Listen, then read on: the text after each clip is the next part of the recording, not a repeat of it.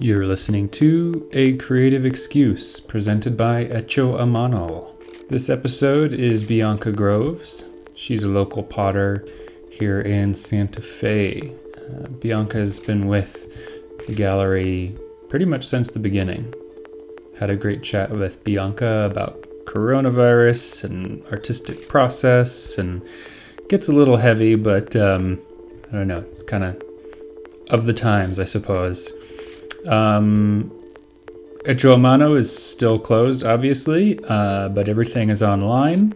We're offering free shipping through April or free local delivery in Santa Fe, and 10% of all sales through April is going to the Santa Fe Community Foundation COVID-19 Relief Fund.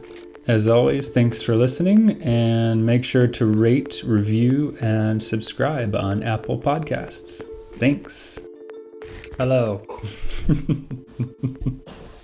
I've been doing research this morning on how to I'm finding Amazon alternatives, so I don't have to spend money at Amazon anymore. Yeah, I heard that a whole lot. Yeah. So it's actually, there's a lot of things out there that are free shipping and the prices are as good or better. Yeah, I want to know all about that. I will share all my research with you. So how's it going? You've got your studio set up at home, yeah? Yeah, I have a little, I don't know what you would call it.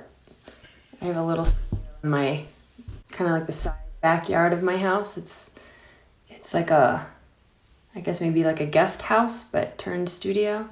Mm-hmm. So you've been able to keep working. Yeah, thankfully. Yeah, I'm pretty fortunate. Sometimes it's kind of hard to drag my butt in here, though. I hear you. I mean, I don't know. Time has been really weird for me the past couple weeks. I feel like my brain is in some sort of syrupy fluid, and I don't know. I'm finding time just feels weird right now to me. Partly, I think my time was based on going to the gallery 5 days a week for a very, 10 to 5, you know what I mean? I had this regimen that kind of demarcated my time. And now it's I just do whatever, whenever. Just what day is it? Yeah. Same here, kind of. I find being self-directed is pretty difficult. So there's something to do, something fun, and then something unfun, like the domestic stuff, like cleaning and dishes and making the bed and stuff like that. And then sometimes I'll distract myself with that stuff to avoid going into the studio. What is that? You obviously enjoy making. Is it just that initial sort of push to, I don't know, get through the inertia of it? What is that? Yeah, I think it's more, I don't really have a set list of today I'm going to make this, and then at this time I'll work on this. So I think that might probably be a little more helpful with productivity. Mm-hmm. It's mostly just, I think, the fear of what the hell am I going to make today, which is a really great problem to have, but also at the same time, it's, that procrastination, I think, kind of scares us all a little bit, and that's why we do it. Yeah, but it's funny, once you kind of just get started, to me, when I'm feeling that with something and I just get started, it's oh, okay, great, easy, Yeah. It's just that initial what am I doing? Fine. And yeah. I'll after I get all of my morning routine stuff done with the dogs and breakfast and all that stuff, I'll get into the studio between, I don't know, 10 and noon. And then I could stay in the studio just fine until, midnight sometimes. Yeah, it's funny how when, I don't know, I'm finding that this time is I'm both slowing down in ways that are showing me things that I don't know, almost like covering up in a way with like my routines. And then it's like kind of getting the rug pulled out from under my feet. And it's like, oh, I don't have my routine to fall back on anymore. And I don't know. It's just there's some interesting things that are coming out of this just personally. Are you an introvert or an extrovert? I mean, I think I guess you would say I'm an introvert. I mean, I definitely need a lot of time to myself. I definitely don't feel like I get, quote unquote, charged up by social interaction. Yeah. I feel like it's an essential part of just of my needs, but that's not where I go to charge up. Like I need a lot of time to myself to feel refueled. Like going to the gallery and working and interacting with people. I feel like I need that in my life to like just to share and to give back. More so on like an energetic level, but I definitely feel drained at the end of the day from that. Or like at a party or something, if there's like a lot of people, like that's like a party with a lot of people is hard for me. Oh, Like I'm way better with like one or two or three people max. You know? I'm just, um So yeah, I don't know. It's just been interesting to have a lot of the things that I used for, like I said, like time management or like creating a schedule, routines to like be taken away. And how do I shape my day? How do I shape my time?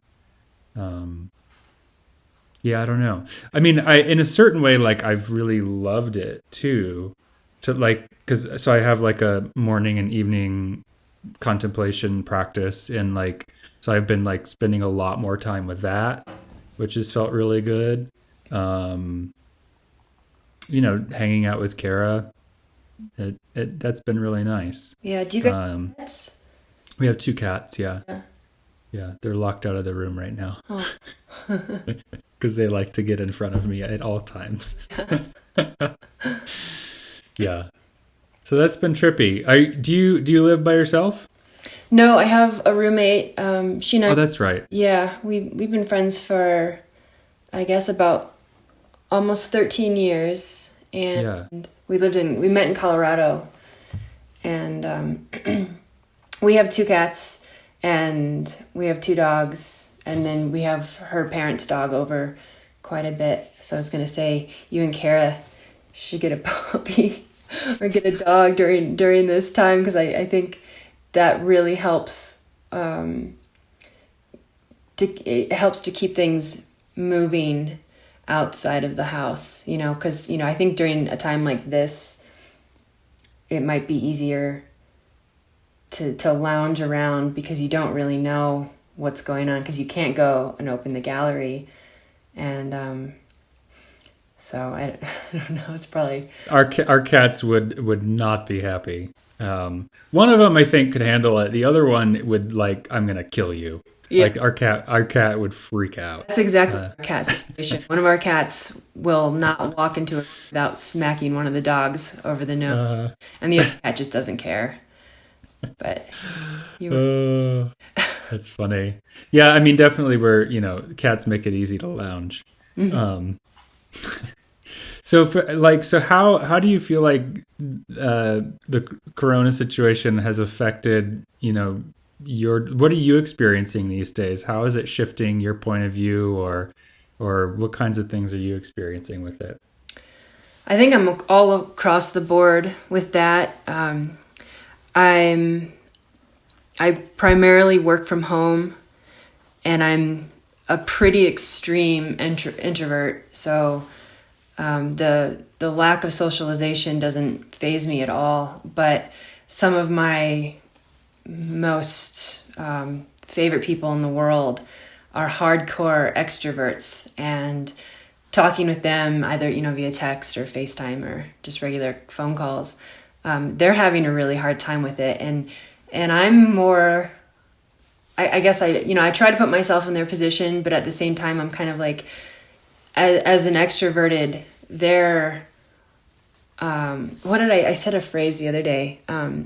They're unknowingly rewarded every single day for normal behavior.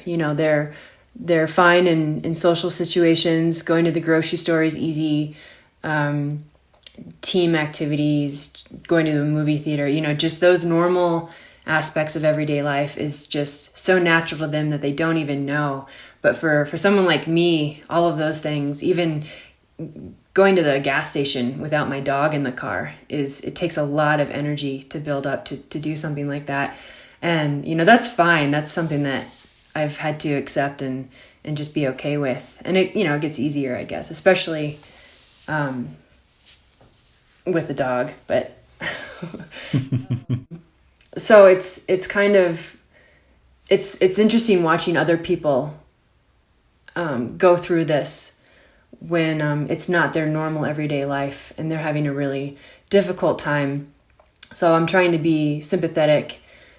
But as far as what's going on with myself, I spend a lot of time outside. Probably it's pretty even between working in the studio and being outside. And I go to places in New Mexico that isn't the typical place to go to. I don't really go to heavily trafficked trails,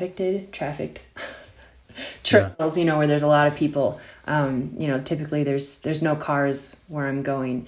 And so now I think people are slowly starting to emerge and discover my little secret spots. And I'm noticing more garbage on the ground, and there's more cars and more people.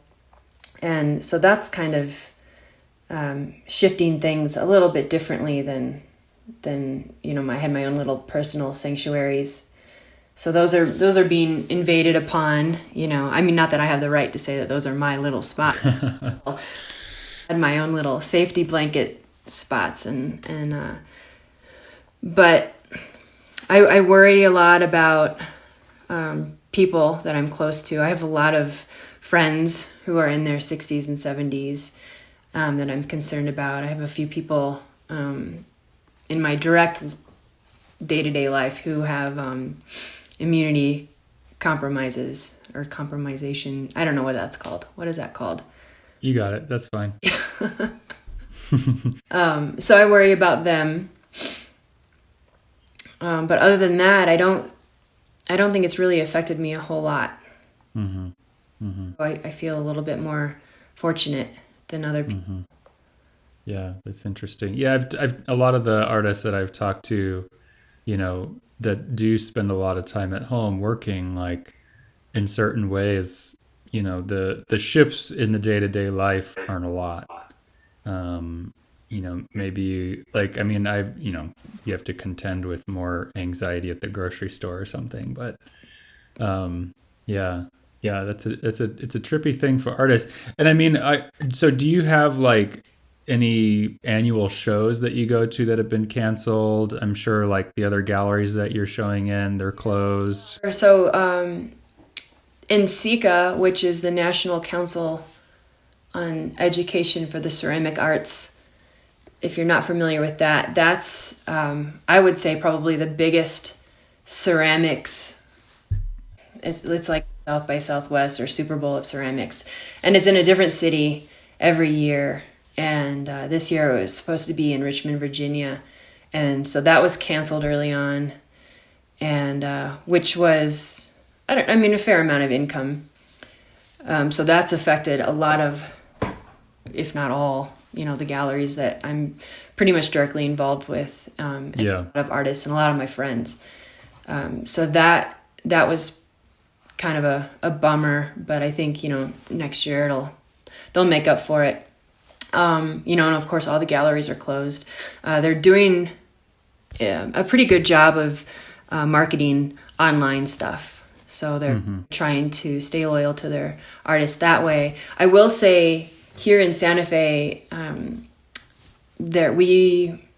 we've been working on starting the Clay Center of Santa Fe, and there's about, I don't know, maybe 10 or 12 of us involved, and we have a building. We have all of the tools and equipment all purchased.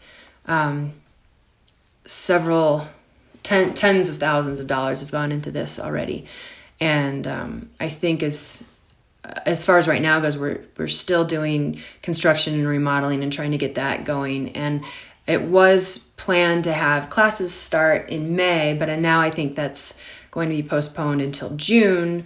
So as a teacher, teaching at clay centers all over the country, this is kind of like my favorite side gig, and I love teaching.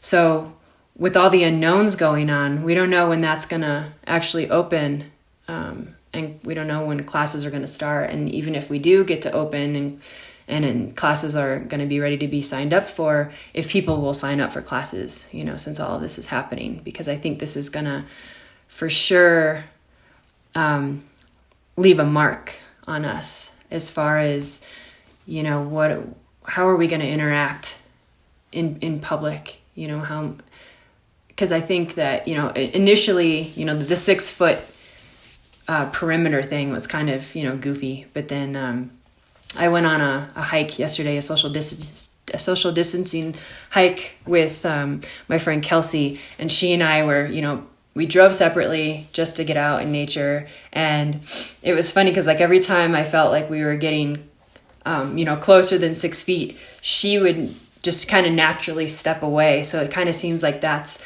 almost like a involuntary reaction now. So, is that gonna be permanent for all of us when we're in public places? Or Yeah. I think that anybody that's alive right now and going through this there'll be some lingering effects. I was talking with Kara about her grandmother and just like how she lived through the Depression, and how much she thought about how we were going to cook the next meal.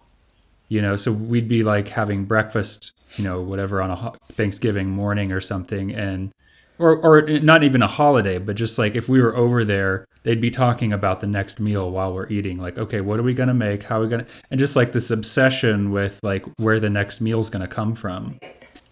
And so thinking about like you said, with, keeping a distance, or,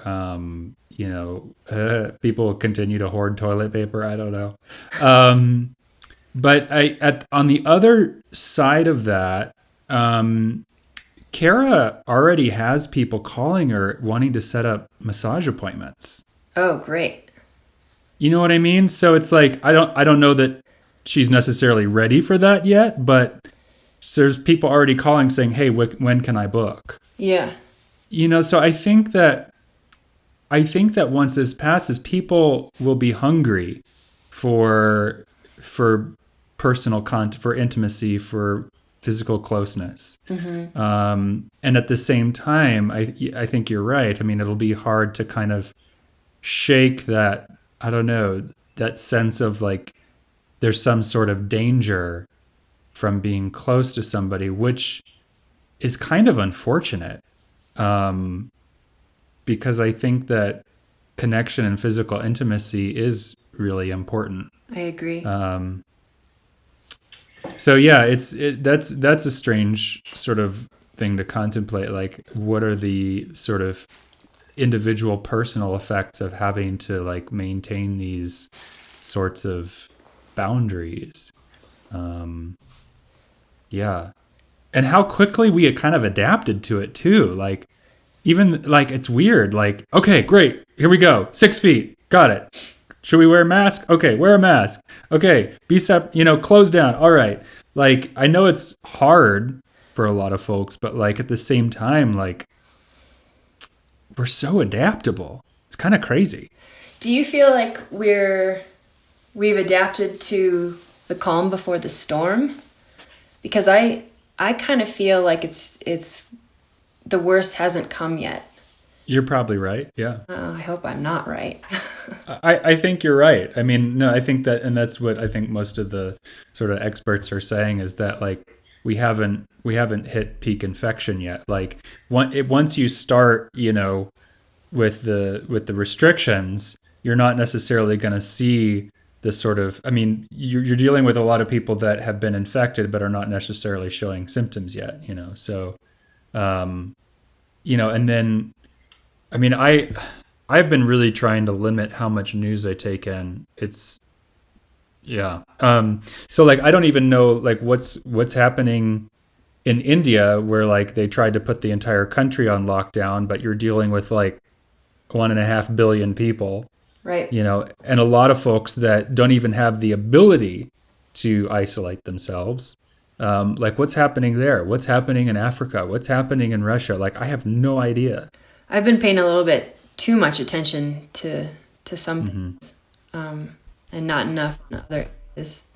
I I think in more less fortunate, like third world countries, I think the spread isn't happening as quickly because people don't have the means to travel and to move around as much. I heard someone mention that, I think on Rachel Maddow the other day. But I stopped listening to the news for, I don't know, months and months and months, probably almost a year, just based on all the other stuff that's going on. And then, once all this shit hit, now I'm just glued to it and just totally fascinated and terrified and, wanting to know what's going on and how fast it's moving. And I don't know. But again, it's, important to take breaks or else you turn into a total paranoid freak about it. Well, I think it's just important to remember that there's other things happening in the world. Like I was listening to something where they were looking at, how they have the statistics glued to the every single news broadcast. This many people have it, this many people dead, blah blah blah. What if like we had the statistics of like how many people danced today? How many people said I love you today? Like or how many people died of cancer today? How would that change our relationship to what's happening in the world if we saw different kinds of statistics? You know what I mean? Like, would we take things more seriously? Would we, like, I think what we're reminded of really helps shape our view of what's happening in the world, of course, but it's like something that we kind of take for granted because it's sort of spoon fed us, through the media. Yeah, I think some people are, I would say more people than not, feed off of all of that fear, negativity, which sucks. But I don't think many people really get energized on good news as much as they do with bad news. And I think that drama can get kind of addicting. Mm-hmm. So, and I don't know, I know several people that seem to be in a good mood all the time, and they're always positive in light of all of the crap that's going on, whether it's, this stuff or just regular life's problems. Mm-hmm. Those people always amaze me, but I think for the most part, I think people get addicted, not intentionally, to freaking out. I wonder if it has something to do with like it sort of like tickles the part of their survival instincts, right? Like I think a lot of times, especially for more privileged folks, like we don't have to, like for me, I've never had to worry about being homeless. I've never had to worry about eating my next meal, right? And so, when I don't have this kind of sense of direct physical survival being threatened, Mm-hmm. like I wonder if there's a part of us that like needs to have something that provides this little extra threat to feel like we're alive. Like it's like, oh, something's threatening my survival. I need, like, how do I feel alive without that? I don't know. That just kind of popped into my head. Well, that I think goes into the fight or flight mode. Mm-hmm. When you grow up or when you're put in situations where you might go hungry or you might be homeless, that wires your brain in a specific way to always be on the lookout for either the next attack or the next safety net. So like, do we have to construct that if that's not present in our lives? Construct Threats to make us feel like we've got like some sort of purpose and direction, like there's some sort of threat coming after us that we have to watch out for. To be in positions where I could have gone hungry or been homeless. I lived in my car for a little while, and looking back, I didn't know it at the time, but looking back now, I'm sure there were places where I could have gone, and that has happened. And I think for the first time in my life right now, I feel like there's never going to be another chance where I'll go hungry, and there will never be a chance where I won't have any kind of a safe place to live. And so that's kind of hard to get used to. But as far as for people who've never been in that kind of position, I feel like that's almost like a false sense of security. But I don't know. It's all psychological. The way you were, for sure, the way your brain developed from a young child all the way into your, I don't know, who knows, 20s. Yeah. But it is a funny thing too, because like, I mean, even that sense of like, I don't have to worry about going hungry or losing my home or something, like even that's a total illusion. Like, I mean, there's the sense that like I'm gonna be alive tomorrow. Like, what's that based on? You know what I mean? Like, it's just this weird, funny thing. Yeah. I don't know. We're getting a little heavy here. I also want to talk about like just your background, your process, and your practice. Where was it first home base? Were you from Austin? Are you from Austin? No, I've never been to Austin. Oh, why did I think you were from Austin? I don't know. Where's home? Where'd you grow up? So this is my least favorite question of all time, because it's your least favorite question. Yeah, it requires an explanation. Well, then don't answer it the way that you might be expecting me to hear an answer. I don't feel like I have a home base. Yeah. I have places all over the country where I've lived, and I have my least favorite countries where I've lived, and I have my most favorite. I spent the longest place I ever lived was Colorado, and I feel an annoying connection to that state. I have family and people that I love all over, from Minneapolis to St. Louis and California, South Dakota, and that's not even half of the places I could list. I feel at home in New Mexico for sure. The Southwest absolutely is where I feel the most normal. When did you start getting drawn towards creative practice? My whole life, I think. My entire life, I was always collecting things or drawing things or making things. When I was a little kid, we always kind of lived somewhere where we were either in the middle of nowhere or the forest was within walking distance. And so I would always collect dead bugs or bones or leaves or rocks or anything. And I would just do creative making things with those. And I did it throughout high school. I was pretty much horrible at every subject except art. I don't know. It's just always been there, I think. There was never like a choice. And when did ceramics come into the picture?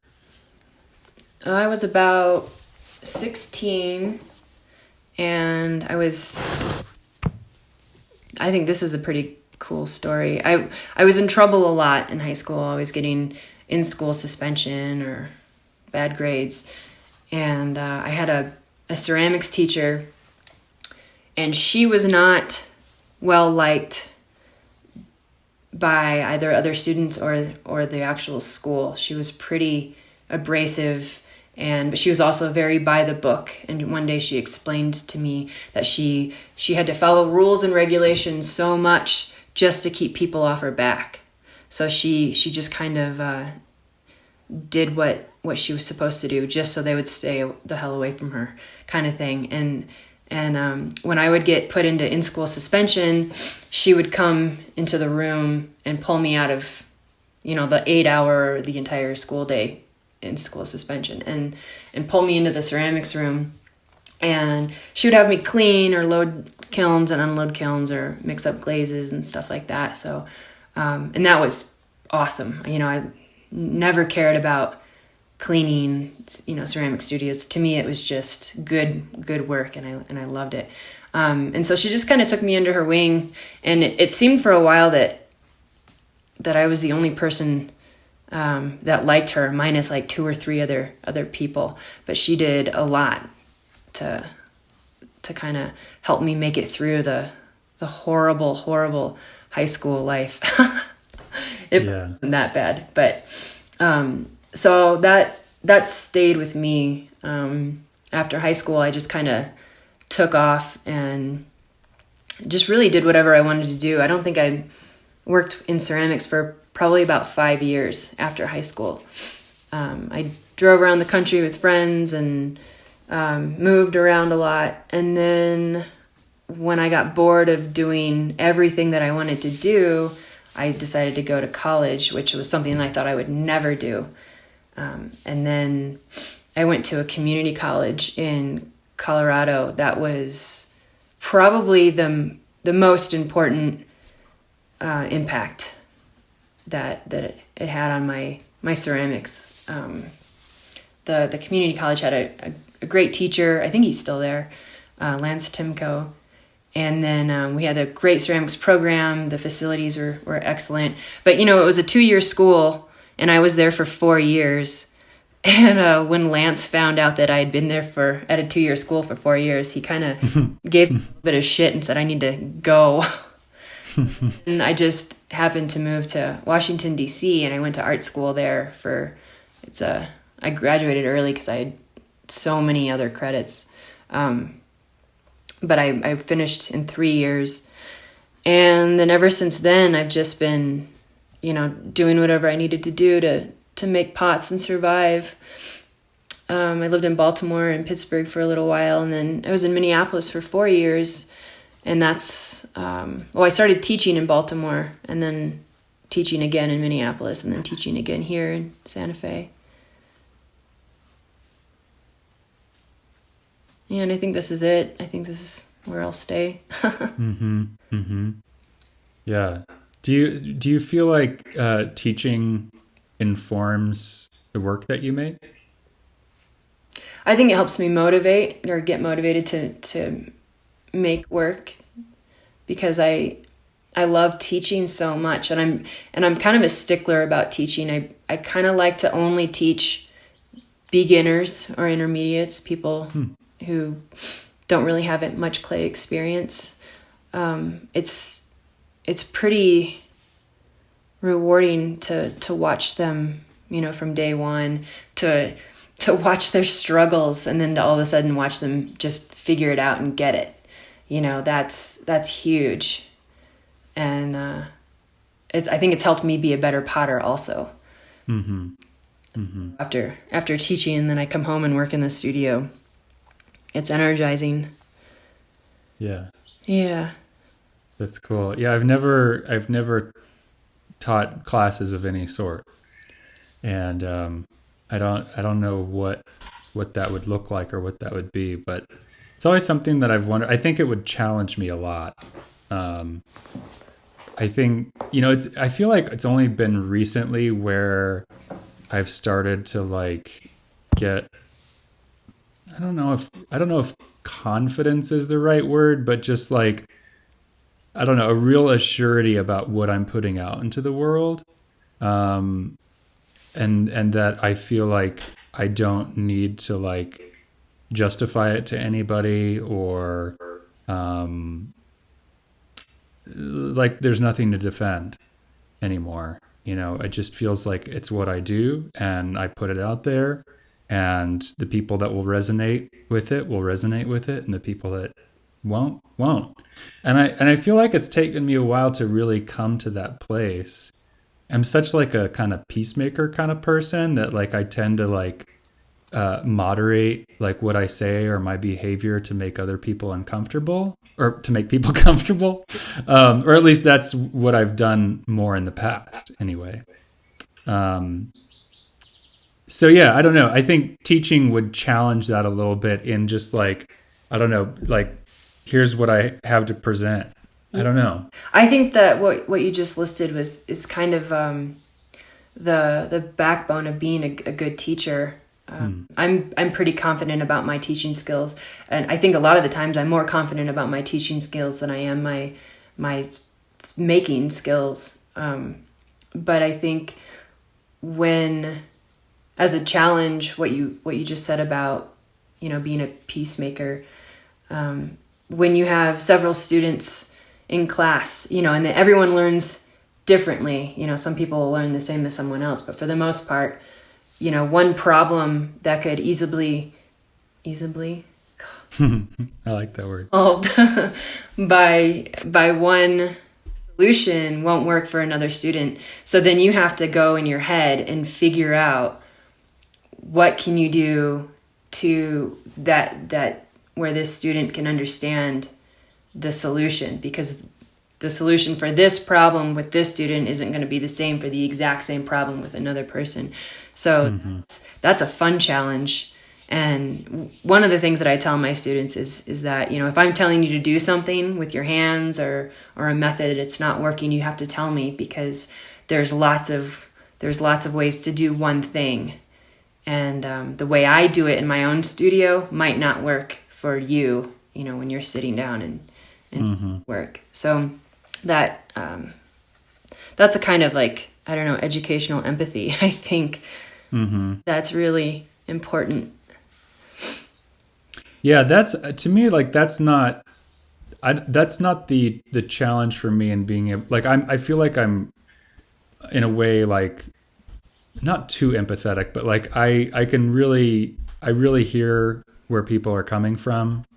I mean, of course it's not perfect, but I feel like I'm a good listener. Let's just say that. Yeah. And and so that I think the part of it that might challenge me is just like really giving my point of view, not necessarily like hearing where others are coming from, but like, where am I coming from? Because it's like I can do that for myself when I'm alone, but like I said, kind of like my challenge has always kind of been, I think, putting my point of view out there unapologetically, not in the sense that I'm stubborn and say like someone else can't have their point of view, but just in the sense that like, no, this is where I'm coming from. Yeah. And you want to be heard and understood. Yeah. So anyway, and I think that's, the gallery has been so good. That's been such a good thing for me in that, because like, I've really had to learn to trust just my own intuition and guidance about it. Like, and for me, what has shown me, like, what's been working is leaning into my own preferences, leaning into what I like and what moves me. And the more I feel like I listen to that and put that on the walls, put that on the shelves, the more success I seem to have. Yeah, I think trusting your gut it takes a lot of practice because you can silence it so quickly. But yeah, I think, you definitely know what's right and which way to move, but then you have all these other factors that'll interfere and just kind of pollute your original intent. Yeah. Yeah. My wife's Kara's an improv dancer, and that's the entire practice of improv. Is with dance is like really um, being honest and authentic and sincere to that initial impulse, and being able to hone in on that through all the other stuff that gets piled on. It's like where's that initial impulse to move coming from. And yeah, that's her whole thing with dance. It's cool to see that. Yeah, I imagine that being really difficult. Mm-hmm. Mm-hmm. But everything is practice and practice and practice. That's the way to do it. Yeah, totally. Totally. Can you think of a specific artist or a teacher or somebody or something that had a big impact in your life that was kind of like a game changer, in the sense of like maybe it made you see art in a different way or creation in a different way, or see yourself as a creator in a different way?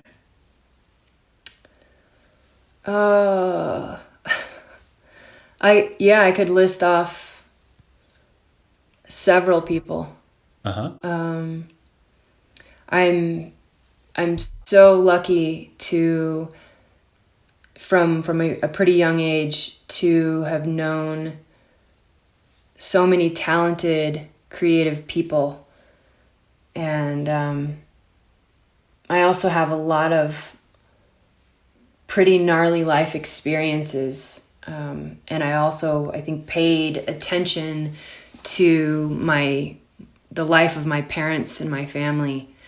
And I think between the people that I admire so much and then these experiences, I really just paid attention to what I wanted out of life and what I didn't want. And in some cases, I went a little overboard with either avoiding things or being too in my own world. But I think I feel like I said this before, that I hit the friendship jackpot with the people that I have in my life, and I'm so thankful for them.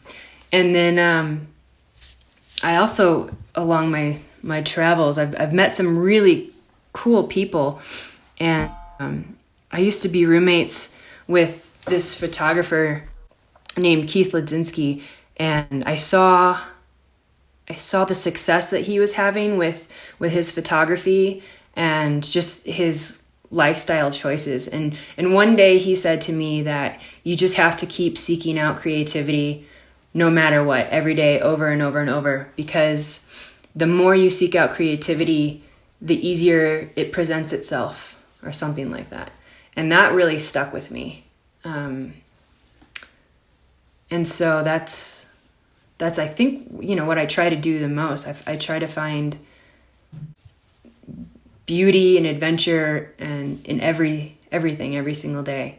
And I think that helps bring about inner peace, and also things that I can project outward into whatever I do, whether it's going for hikes or just my way of thinking or making things or photographs, or I don't know. There's just so many people. Yeah. Well, it makes me think of just the idea of like, you just keep doing the work, I was doing like a exhibition walkthrough with Jason Garcia yesterday. So we did a Instagram thing where like I was in the gallery and he was at home, and I was like touring the show. So it's like, okay, how do we do a new exhibition at the gallery? But anyway, somebody had asked, like how you get around like an artist block, right? Like if you have a creative block. And, one of the things he said that I think you hear, you know, occasionally is just, you just keep doing the work. Don't be afraid of making something terrible. Just like keep showing up, and part of it is like, you know, edit later, don't worry about like, if you're going to be making something bad, if you have a creative block, make something terrible, Mm-hmm. but like kind of what you were saying is like the creativity flows the more you show up, the more you just keep showing up to something creative. Yeah, I can add that, you have to have a lot of self-forgiveness Mm-hmm. and, letting yourself, you know, sometimes you have to stay in bed all day. Or, like you said, sometimes you have to make mistakes or make something hideous. And sometimes you have to break things, break what you're working on and start again. But a lot of it is just, allowing yourself to be okay, or accepting things that are really hard to accept. Mm-hmm. Yeah, for sure. Because it's like you have, the objects that we make are like not a reflection of the quality of our being. You know what I mean? Like these objects that we make are just this artifact of a process that we do, and it's like, sure, they can reflect, how well we're attending to the process, but like, you know, we are who we are. You know what I mean? It's like if you throw a bad pot, it doesn't make you a bad person. But we tend to do that, don't we? We associate these things with like, oh god. Or, feeling like a failure if Mm-hmm. you go in headstrong. I'm gonna have such a productive day in the studio, and then you leave 6 or 7 hours later without any kind of success, and then you beat yourself up about that. But again, Yeah. like with the practice thing, you just have to practice being nice to yourself and allowing things to not go the way you expected them to. Mm-hmm. Mm-hmm. Yeah. Cool. Anything else you want to dive into? Anything else you want to share? No, thanks for having me. Cool. Yeah, absolutely. Absolutely. And thank you for like trusting in me and being a part of the gallery. And Oh man, I'm so stoked to be at your yeah. gallery. It's such a great place. It has such great vibes, and it's beautiful, and all of the artwork is just it's well planned out and curated, and yeah. Yeah, so I'm Thanks. to be in there. Yeah, I'm honored to have you. I think what you do is great. Cool. Well, thanks. Yeah. I'll see you when We'll see you when this. Yeah, whenever.